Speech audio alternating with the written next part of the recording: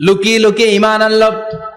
ফেরাউনের বউ আসিয়া, অর্থমন্ত্রীর বউ, দুইজন মিলে ফেরাউনের কাছে ঘটনা পৌঁছে গেল, খবর পৌঁছে গেল। ফেরাউন ডেকে পাঠালো। দুধের বাচ্চাকে নিয়ে ফেরাউনের অর্থমন্ত্রীর বউ হাজির। কুখ্যাত সন্ত্রাসী ফেরাউনের নিজের বউ আসিয়াও হাজির। ফেরাউন বলে, এক আল্লাহর উপর কুফরির ঘোষণা দে, আল্লাহকে ভুলে যা, আমার পায়ের সামনে সেজদা দে, আমি মাফ করে দেব। আসিয়ার এক কথা, জীবন যাবে কিন্তু ঈমান যাবে।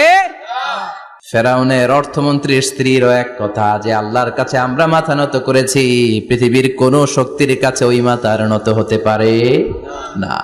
ফেরাউন বলল, তাই নাকি? দেখি তোদের ঈমানের পাওয়ার কত বড়।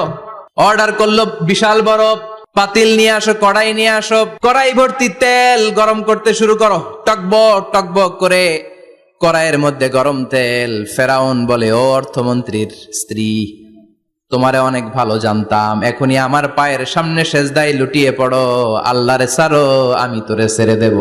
অর্থমন্ত্রীর বউ বলে, এত সোজা না। সুবহানাল্লাহ বলে। কি ঈমান!